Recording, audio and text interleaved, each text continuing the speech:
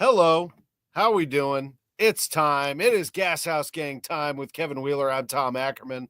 Hey, look at this. Michigan's beating Alabama 16-0. My goodness. Kirk Herbstreit must be having a fit. They don't belong on the same field. They are being outclassed by Michigan. My gosh, what the heck has happened? I mean, it's very clear that, Alabama had no business being in this game, Tom. No, they didn't. They don't belong on the same field. I don't even know what they're doing in a bowl game. They should have called it a while ago. Welcome, everybody. That's the kind of mood we're in. It's New Year's Eve. We're having a good time. I haven't even had a cocktail yet. It's high noon. Nope. What do you wait? You waiting till 1 p.m.? Well, I'm in the office. We do have a refrigerator here that still has some sort of spiked iced tea beverage in there, but I'm not gonna. Sounds good. Go get that one. No, it's great to be with you. It's a great day. I mean, I know some people will be catching this later, but for those of you watching us live, this is a great sports run here the next 2 days. And today in particular, just a quick rundown. You've got bowl games going on right now. Alabama, Michigan are playing right now. You have the Billikens are going to play here. We're going to get off by 12:45 or before that, so you can get to the pregame on KMOX for SLU at Fordham. They're not sticking around for the ball drop, I don't believe, but they're hoping to see some drop into the net, I should say.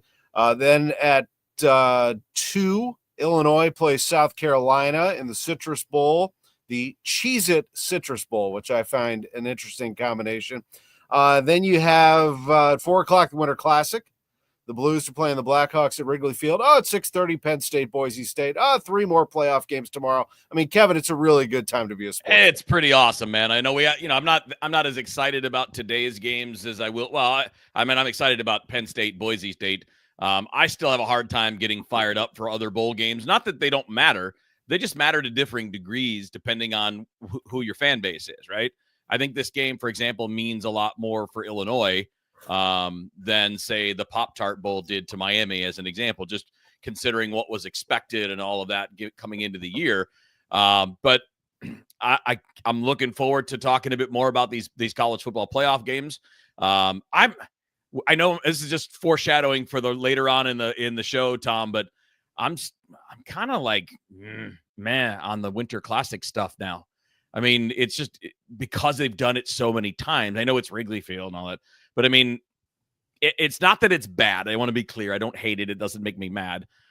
It's just that, okay, how many times are we going to do this and pretend that every time is special? Well, yeah, I hear you. I'm great with switching up the topics, by the way, and talking about whatever we want. I mean, when it comes to the Winter Classic, I still hang on Busch Stadium. It was novel. It was amazing. It was St. Louis.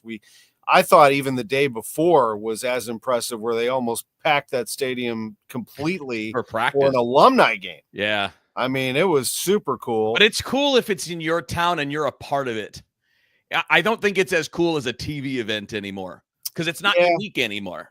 Maybe if they didn't play the Blackhawks again and they played a different team. How are the Blackhawks getting these classic games outdoors when they're the worst team in the league? They're the Alabama of Winter Classics. I mean, they just don't belong on the ice.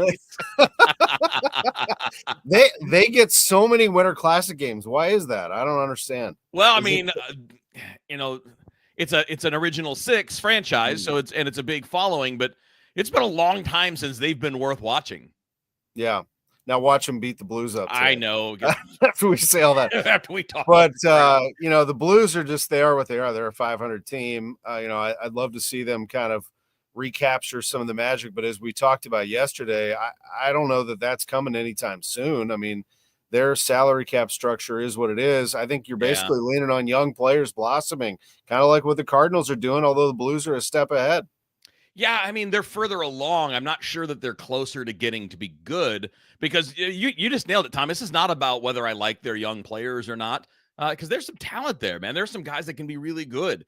It's not that I don't think that long-term you can't develop even more guys. Some of their guys in the farm system are doing okay, and they're on the rise as prospects. But the difference between the Blues and the Cardinals is if the Cardinals decide to spend next year, they can. And the Blues can't just decide that because they're capped out.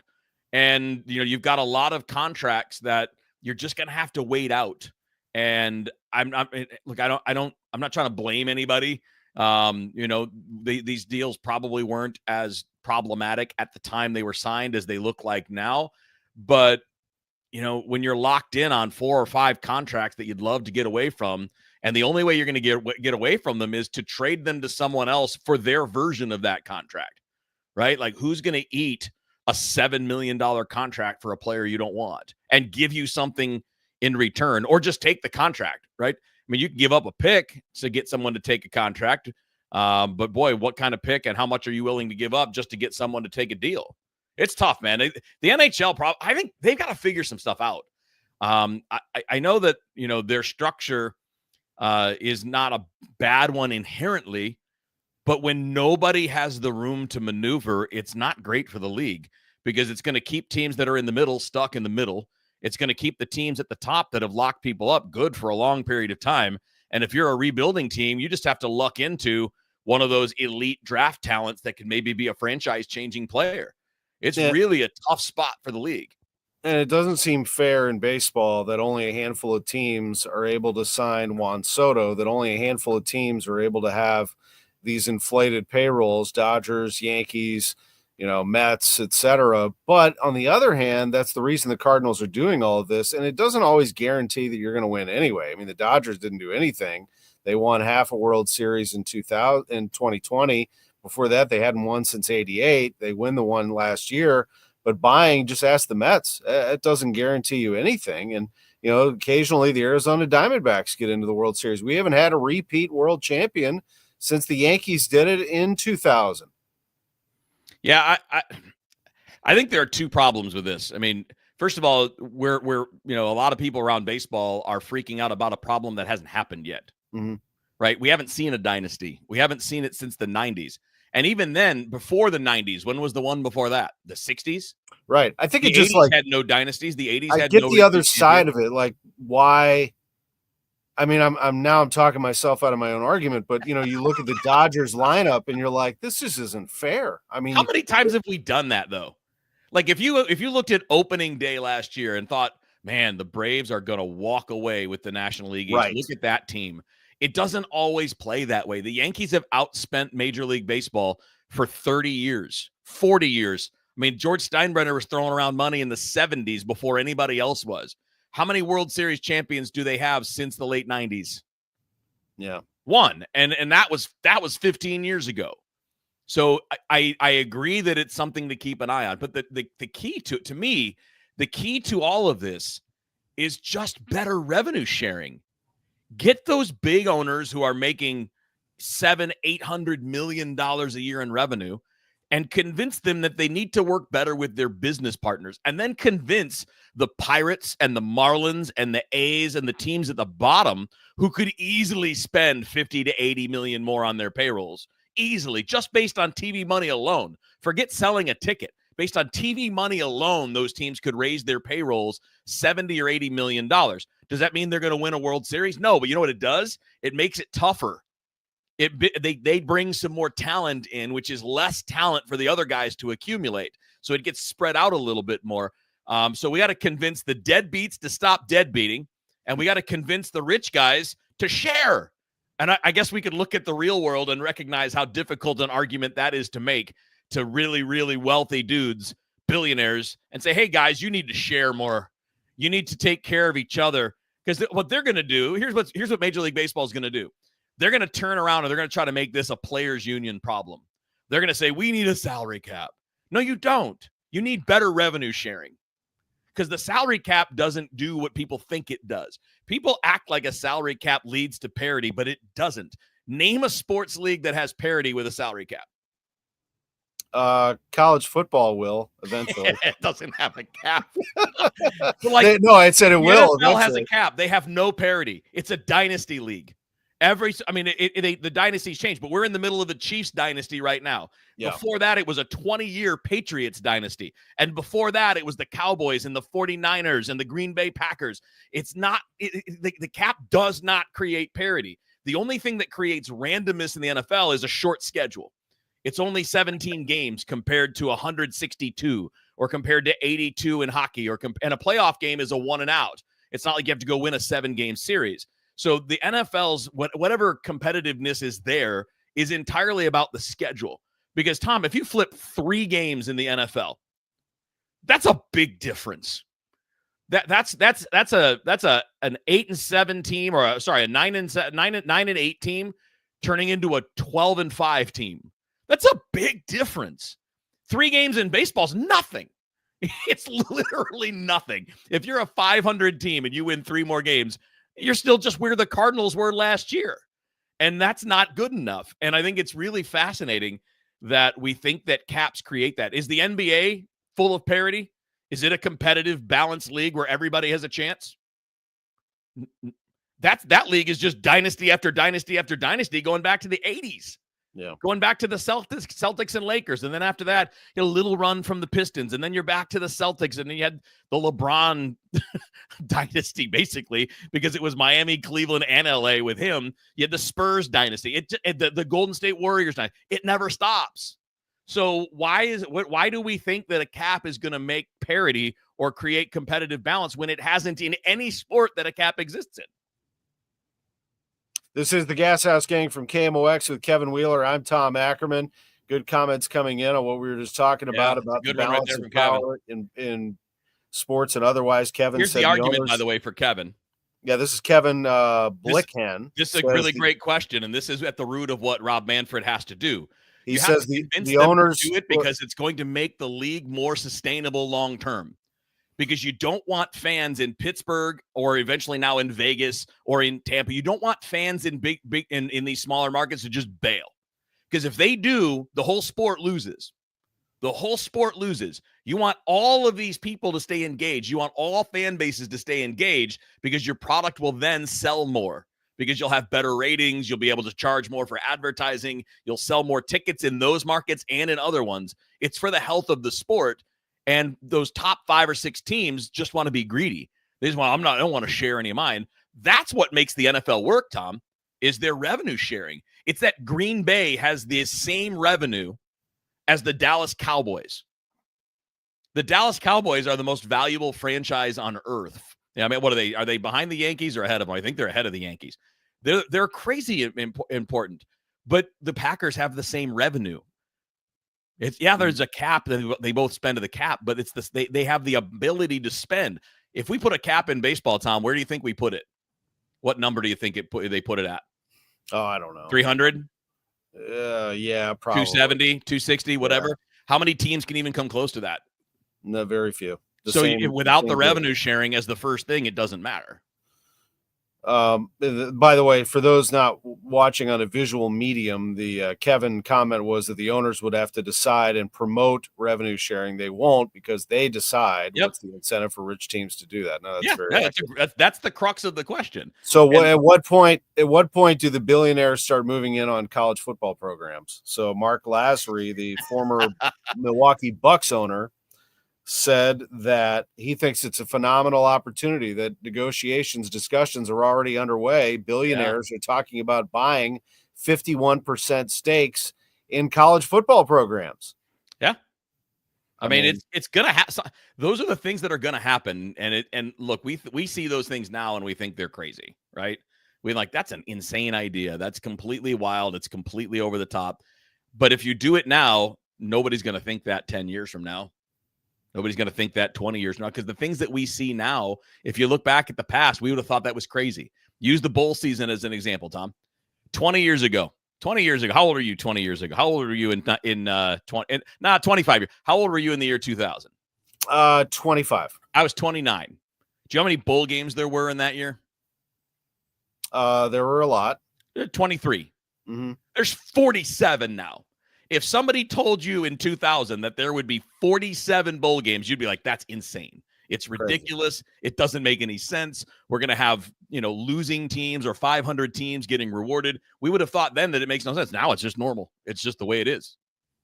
I said back in 2000, and Tim Klitsaritz, our producer, can back this up. He's now a news director in Fort Myers, Florida, that at the NBC affiliate there, that we drew up a 16-team tournament for college football. Now, at the time, there was no Power Yeah. 5, Power 4. There were Right. conferences, and they were a little more even.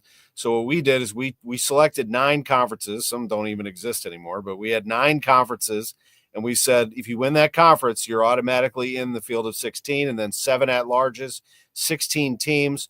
We have first round at home stadiums. Yeah. Second round at the big bowls and blah, blah, blah. We're seeing some of that come to fruition now. Yeah. And it would render some of the bowls useless, but so be it. Well, that's kind of where we are now. But then again, I'm not worried about I think Missouri beating Iowa is good for Missouri. I mean, Sure they can hang that big banner up in their practice facility or trophy that they won the Music City Bowl. They beat Iowa, a heck of a respected program, and one that they compete against, by the way, for recruits here in St. Louis and beyond.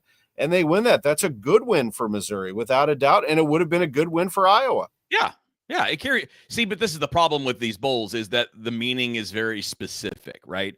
Like, to me, it's meaningful for Mizzou for the reason you said, because you compete for players with Iowa. You're in the same geographic region. You're competing for the same players. That can help. But like using, again, as a Miami guy, the Pop-Tarts Bowl, that didn't change anything. No recruit is going to decide not to go there because of the Pop-Tarts Bowl. Nobody's going to care that you lost that game when your quarterback set out the second half. Like, this is so the meaning is it's got to be searched for. Like, what's the meaning? Gee, Tom, I don't know if you saw the Pop-Tarts Bowl graphic flash. Oh, yeah.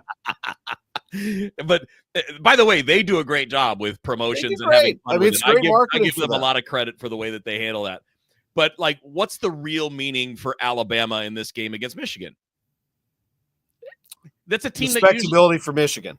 Right. So it means more to Michigan than it does to Alabama.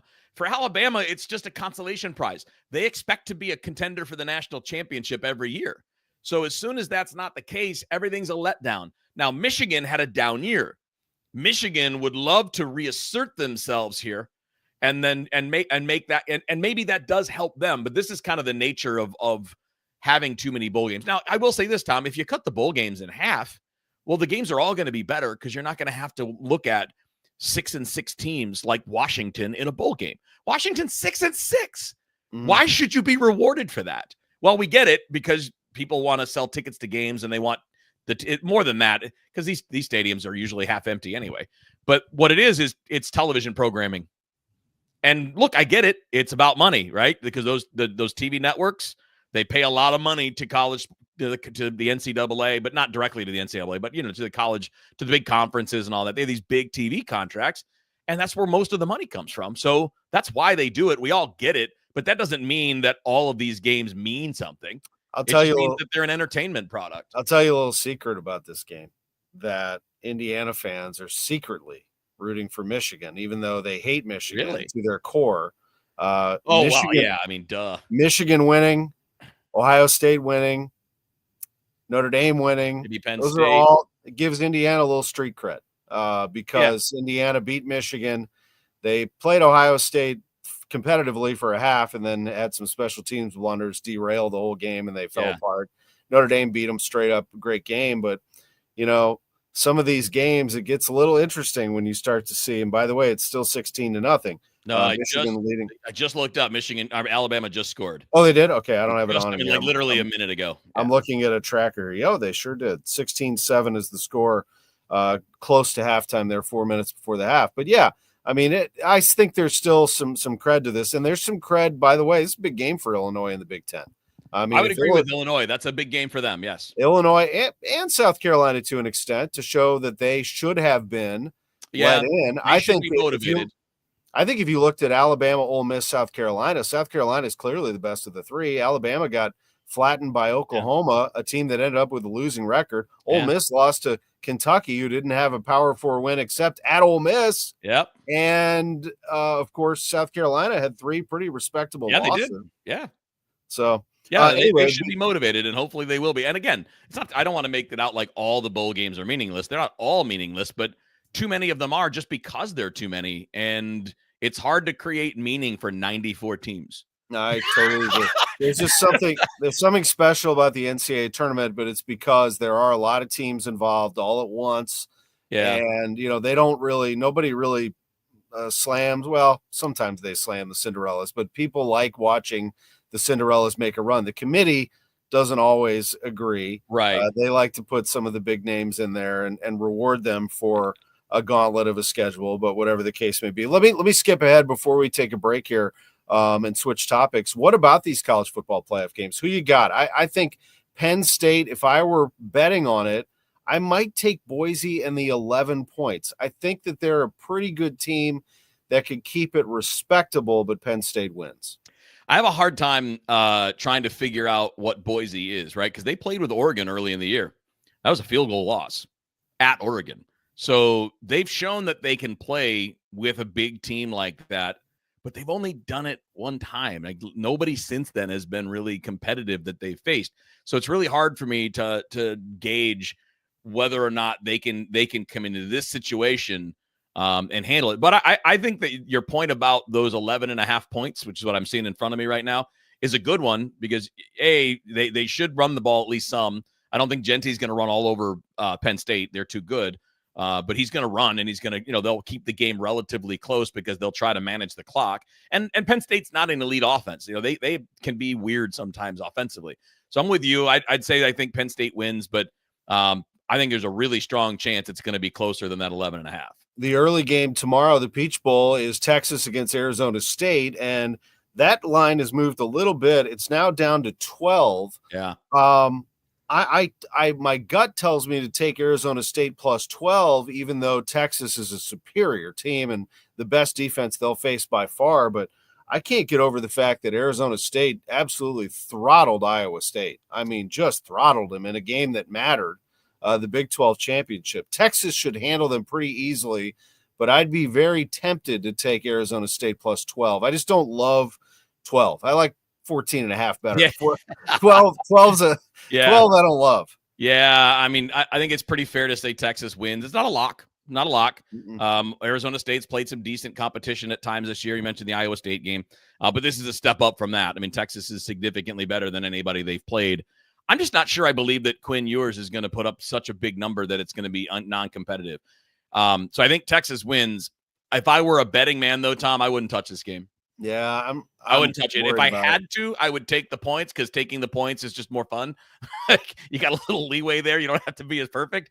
But I would, if I were a betting man, I would not be betting on this game. Yeah, the game's in Atlanta, and you're going to have every Texas fan there. Yeah, and, they're going to flood the place. Arizona State will hardly have. But as Nick Saban always said, not one of those people in the seats are going to run a play in this game. No, they're not. They're just going to make a lot of noise. Yeah, but they will make some noise. What about Ohio State, Oregon? I mean, what a great, great game. The number one team in the country is a 2-point dog in this one. Kevin, I'll make my pick right now. I think Ohio State is a machine right now. They're motivated. I still, however, can't bet against the top team in the country plus 2. So I would take Oregon plus 2. I do too. And look, I want to be really clear about, my take on Ohio State. Like, they're really good, man. Mm-hmm. I mean, they played at Outson Stadium and lost by 1 point. And they lost by 1 point in part because their quarterback forgot how much time was on the clock and slid, and then the clock expired on the last play. So they didn't get their chance. Even though they had a timeout, they didn't get their chance for that last-second game-winning field goal. So that's how close that game was. And that was a road game for Ohio State, and it was a home game for Oregon. So I think this is definitely a coin flip. I mean, neither team should surprise you if they win. The Michigan game is clearly in the rearview mirror for this. But there are two things that I would say if I'm making a pick, which I'm going to because I'm not going to sit on the fence, is I'm going to pick Oregon because I think they have the better quarterback. And nothing against Howard. Will Howard's good, but I think Dylan Gabriel's better. And that's a tiebreaker to me. And I don't like how Ryan Day runs big games. I don't like his game management. He's a good overall coach. He's nowhere near the idiot that a lot of the Ohio State fans think he is. He's a good coach, but he has had problems in big games. He's had problems with clock management, with making adjustments on the fly, and whether they make those adjustments quickly enough. And I think those kinds of things, if I'm looking at a tiebreaker, that's all I'm looking for, because I think these two teams are really neck and neck. So I'll go Oregon for those reasons, but it's still a coin flip. Ohio State could win this game. Yeah, I like Lanning at Oregon. He's a real up and comer. Actually, he's established now. He's got himself quite a Yeah. program, and I love his enthusiasm and love for the game. And by the way, secretly, Indiana fans are rooting for Ohio State for the same reason I just told you. Yeah. To save face a little bit, get a little street cred. But either way, the Big Ten wins. What about Notre Dame, Georgia? Now that's an obvious one for Indiana fans. I think they'll be secretly pulling for Notre Dame again to get a little street cred. But in Georgia, Kirby Smart's run his mouth often about how they are superior and that kind of thing. He does it in a sort of classy way, I'd say. He's not a bad guy, but he is certainly confident about how Georgia can perform. With a new quarterback, though, can they beat Notre Dame? You talk about great defenses, a very, very good defense. Yeah, this is the hard part for me is if you had a healthy Carson Beck, who I don't think is that great, by the way. I think he's been wildly overrated. Like coming into the year, he was viewed as maybe a number 1 overall pick. He clearly played himself out of that conversation to the point now where draft gurus are saying he made a mistake coming out right now, coming off the injury and then a really what was a kind of a mediocre season for him. So you got a guy in Gunnar Stockton who has barely played. And he's going to be stepping out into the middle of this against a veteran. And again, when I'm looking, I think this game's close, like you're talking about. Obviously, Vegas agrees it's a 1-point spread. So what are the tiebreakers? Well, one of them's quarterback. Would I like Riley Leonard or do I trust Gunnar Stockton? And I think Riley Leonard, who I don't think is that good, I think he's a better bet than Stockton right now. And if I look at the coaches, I actually favor Georgia. Like I think Kirby Smart has proven himself in big games. I don't think Marcus Freeman has. I think he's had some big games where it didn't go well. So it's a coin flip the 1-point spread tells the story. I'm going to pick Notre Dame because the real advantage is the experience at quarterback. And by the way, Tom, why do we do this? Why do we do this? The Gunnar Stockton steps in and all the people covering the game are like, this guy, he's a grinder. This guy drives a 1984, what is it? A Ford F-150. He's unique.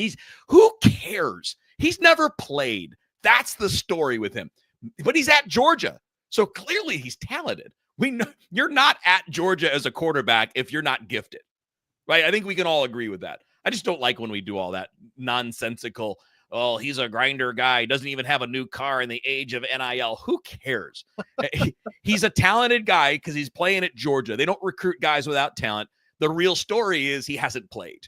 That's it. And he might be great, man. I mean, remember when Tua stepped in for Jalen Hurts and lit it up? Like Tua hadn't played really either, and he still did that. So Gunnar Stockton could set the world on fire, but he's the unknown today, or tomorrow, I should say. I've got Notre Dame +1 as well. How about the fact that backup quarterback at Penn State said, see ya. I'm going to the portal during the playoffs. Yeah, that's Beulah goes to Missouri. To me, those are the only opt-outs or transfer things that are at least discussion worthy for me is when you're a playoff team. Because he could transfer out, commit, and stay with Penn State for the rest of the semester. He can do that. If something were to happen and Aller gets hurt, you're really damaging your teammates. I think that's a fair discussion.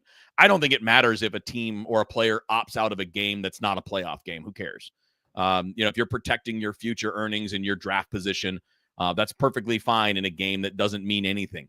But when these games matter, I think that's a knock. I think that's a knock on a guy.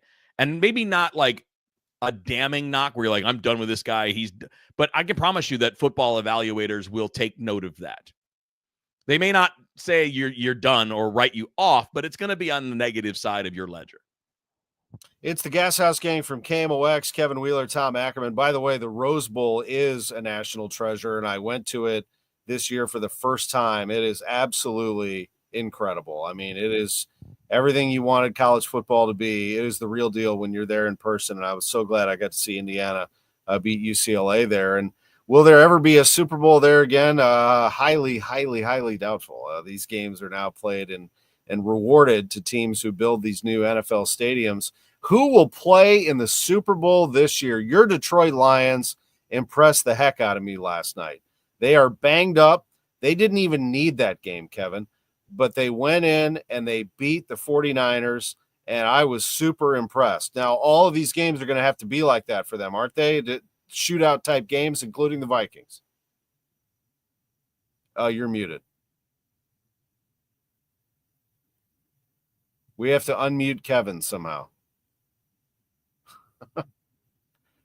He got muted, folks. I see it on his screen. I don't know how that happened. But I'll tell you what Kevin would say, and it's the first time we've rendered Kevin speechless. What Kevin would say is that his Lions team he's excited about, but he's concerned about because he thinks that the Vikings are the next team coming, and they've got all the pieces going right now, and they believe in Sam Darnold. Our producer, Drew Young, is urging Kevin to unmute his mic, and he doesn't know how. But I will say that the Lions-Vikings game just got really interesting, although it was already because, like I said, the Lions own the tiebreaker. So both of them at 14-2 will end up having to play each other now for not only the NFC North, but the whole enchilada, the home field advantage throughout the playoffs. So the road to the Super Bowl goes through either Detroit or Minnesota, Kevin, and it's going to be fun. Yeah, my browser just locked up. I was hitting the mute button like 100 times, and it wasn't doing anything. So I don't know what the heck that was. Good thing I talk for a living. Yeah, so. It's a good thing both of us can fill time, right? We can filibuster if we need to. So yeah, I mean, like we all know the things on the Lions. I mean, obviously I'm following it closer than most, but 6 of their week 1 defensive starters are on IR. And that doesn't even sum it up. I mean, Hutchinson is one of the 3 best pass rushers in the NFL. And Aleem McNeil, people may not know his name, is probably one of the 3 or 4 best interior defensive linemen in the NFL right now. They're both out. All 3 of their initial starting linebackers from the beginning of the year are out. And a couple of the guys that stepped in for them are out. I mean, the guys that are playing linebacker for them right now are guys basically off practice squads and off the street. And they're playing major minutes, big snap counts in important games.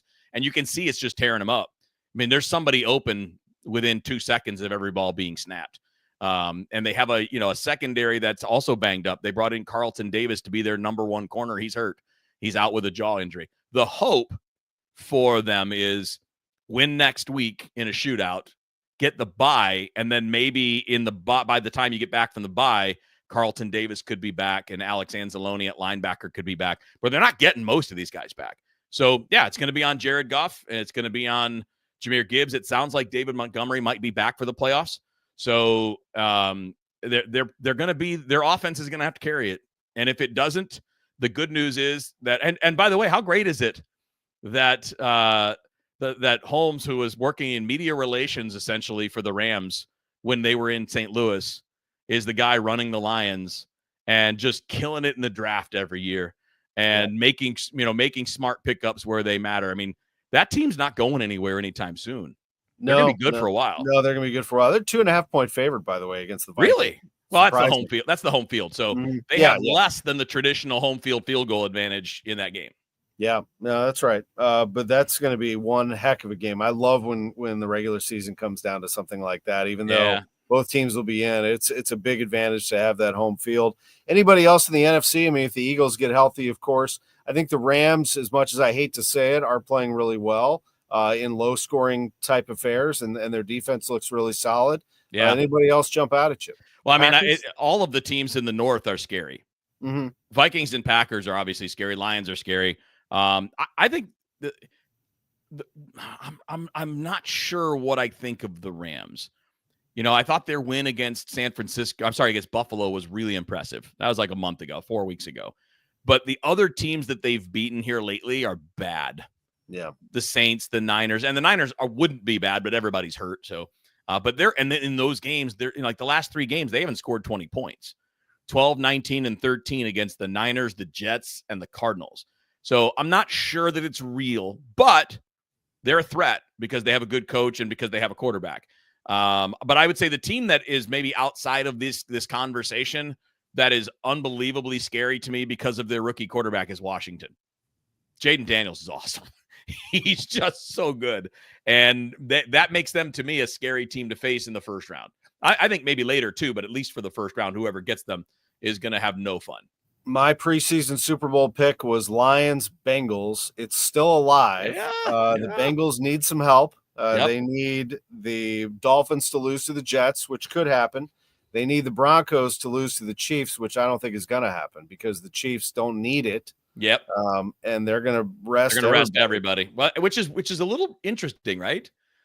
Because now you're going to be off for 2 weeks. You know, I mean, I'm not saying don't do it because healthy is better than not rusty. I'd rather have rusty, healthy players than injured guys that aren't rusty, right? But it's interesting. And I would do it. I mean, I would rest my main guys. Like Patrick Mahomes would not be playing in that game if I were Andy Reid. So, you know, I would be very careful about a lot of things. And I think that's interesting, Tom, is the AFC to me is about two teams. I'm not sure I believe I put the Ravens kind of like right after this, but to me it's Bills and Chiefs. It's Bills and Chiefs. My preseason Super Bowl pick was Lions and Chiefs, and it's very chalky, because they were both favored. But I'm going to believe that the Chiefs are going to lose in the playoffs when somebody beats them. And look at them now. They're peaking. They're just now starting to figure it out. They've been playing like crap all year by their standard, and they're 15-1. They haven't even played well yet, and they're 15-1. And now Hollywood Brown is back, and the younger receivers have gotten more reps. And, you know, Xavier Worthy is at least found a niche where he can fit in. They're scary because that defense is real, and Patrick Mahomes doesn't blink, and they finally look like they're starting to get it together. And that's crazy to say about a 15-1 team. Like, when you're 15-1 and haven't even played what we would call your level of good football, that's pretty crazy. Gashouse Gang on KMOX, sponsored by Saliga Heating and Cooling, an American Standard air conditioning and heating dealer. Speaking of that, before we go here, how was your show with the big dog yesterday? The two of you good back time, together man. again. You know, so like Bernie and I, he's been in St. Louis forever. I didn't get here till 2006, but from 2006 until yesterday, the two of us had never done a 4-hour show together. Wow. Even though we were teammates, we had back-to-back shows, and we would do a crossover every day. We never did. I think the most we ever did together was maybe a half an hour. And then Gashouse Gangs, so 40 minutes, 45 minutes. But we did 4 hours together yesterday. It was a lot of fun, man. We did a lot of sports.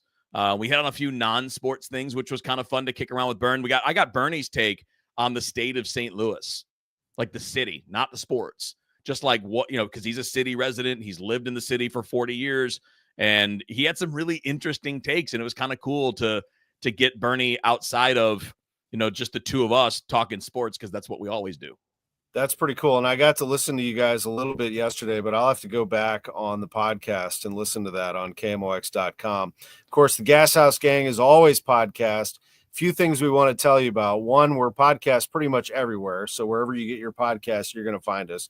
Two, is YouTube, I think, is the best subscribe right now. So you go to KMOX Sports to get all of these and more, but also the Bernie Show on YouTube to get Bernie's takes. He did, a couple of things that I think were really cool, just almost in real time. As news was breaking, then he would come out with his takes. So those are always a lot of fun. What do you got going on? Are you on after the Billikens game? Yeah, it's me. DGS is me. It's only going to be about 90 minutes though. And in radio time, 90 minutes is not even an hour in terms of talk time, right? Because we'll have news at the top and the bottom, and we'll have traffic and weather and all of that. So it's going to be a quick 90 minutes. So whenever the Billikens game wraps up and Rammer gets done interviewing Coach Schertz, and they wrap up the broadcast, I'll be jumping in and go until 5. And like Joe Pott's going to pop on with me because he's doing Sports Up Online tonight. So we'll talk a little sports with Joe. But mostly it's just going to be big mouth. Hey, that's what we do. Hey, dude, I spent my whole life doing 3 and 4 hour solo shows. I think I can handle an hour and a half. I used to listen to you overnights on Sporting News Radio. Back in the day, boy. Back then when no guests, just – well, I will say this, though. Straight up open phone lines with full phone lines every night, all night was pretty cool. I still remember the number, 800-777-2907. 907. You had to hear it from the way that Arnie Spanier said it, because he would emphasize it too. He'd be like, 2907. Dude, great talking to you. Happy New Year. Have a great show today. Go Billikens, and we'll catch up with you soon. Happy New Year, buddy. Hopefully we get some action on the Cardinals in 2025. I know. That's a whole new show coming. Don't forget, tomorrow night, we'll have a year in review, Gashouse Gang edition, on what will be a very big day on the radio station, New Year's Day, with all of the New Year's specials. Don't forget to tune into the Gashouse Gang edition of that. For Kevin Wheeler, I'm Tom Ackerman, and our producer, Drew Young. Happy New Year from KMOX.